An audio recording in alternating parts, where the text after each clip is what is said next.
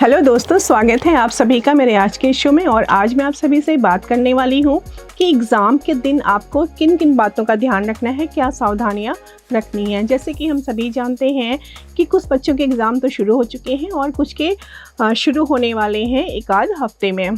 तो आज मैं आपको कुछ ऐसी टिप्स बताऊँगी जिनका आपको ध्यान रखना है एग्ज़ाम वाले दिन। तो आइए शुरू करते हैं।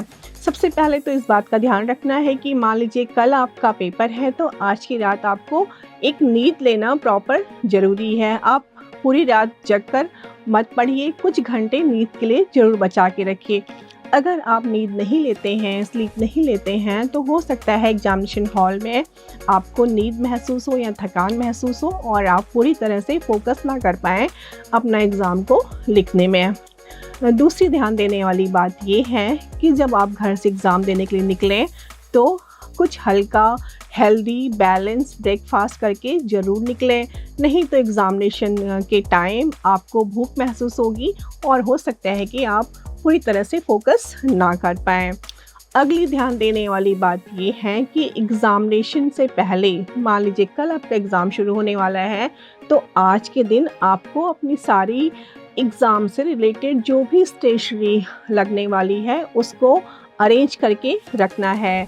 पेन, पेंसिल्स या अगर ज्योमेट्री से रिलेटेड चीज़ें हैं तो उन सबको एक जगह पे रख लीजिए, ताकि जब आप एग्ज़ाम लिखें तो आपको किसी चीज़ की कमी ना हो, आपको किसी से लेना ना पड़े, जिसकी वजह से कि आपका टाइम वेस्ट होता है।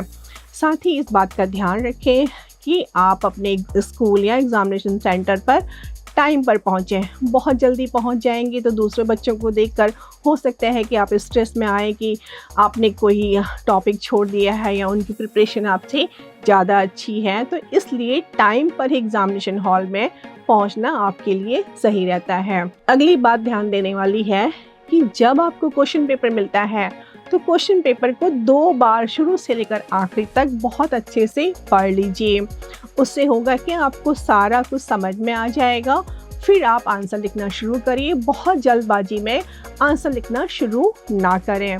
साथ ही इस बात का ध्यान रखें कि क्वेश्चन पेपर में जहाँ जिस क्वेश्चन में डायग्राम की या चार्ट की ज़रूरत है वहाँ पर आपको डायग्राम ज़रूर बनाने हैं, क्योंकि डायग्राम के एडिशनल मार्क्स होते हैं जिसका असर आपके मार्क्स पर पड़ता है। जैसे कि ज्योग्राफी या साइंस में आपको डायग्राम की जगह जगह पर रिक्वायरमेंट होती है, तो डायग्राम बनाना बिल्कुल भी ना भूलें, डायग्राम ज़रूर बनाएं। अगली ध्यान देने वाली बात है कि आप जब भी अपना आंसर लिखते हैं तो बहुत अधिक राइटिंग पे ध्यान ना दें, क्योंकि अगर आप शुरू के क्वेश्चन में तो आप राइटिंग पे ध्यान दे लेंगे, लेकिन जब आपको लगेगा कि टाइम कम हो रहा है तो बाद के क्वेश्चन हो सकता है आपसे 1-2 क्वेश्चन छूट जाएं। तो इसके लिए ऐसे अपने टाइम को मैनेज करिए, इस तरह से अपने आंसर को लिखिए कि आप क्वेश्चन पेपर में जितने भी क्वेश्चन हैं सबको अटेंड कर सकें, शुरू से लेकर आखिरी तक पूरे क्वेश्चन पेपर को आप अटेंड कर सकें। इसके लिए बहुत अधिक राइटिंग पे ध्यान न दें, बल्कि अच्छी तरह से व्यवस्थित तरीके से अपने सारे आंसर्स को आपको लिखना है। और बच्चों, इस बात का ज़रूर ध्यान दें कि एग्ज़ाम देते समय बहुत अधिक पानी आपको नहीं पीना है, घबराहट में पानी ना पिए, थोड़ा पानी पिए और अपने आप को हाइड्रेटेड रखें, बीच बीच में थोड़ा पानी पीते रहें, क्योंकि अगर आप ज़्यादा पानी पियोगे तो हो सकता है आपको वॉशरूम जाना पड़े और आपके 5 से 10 मिनट उसमें वेस्ट हो जाएं।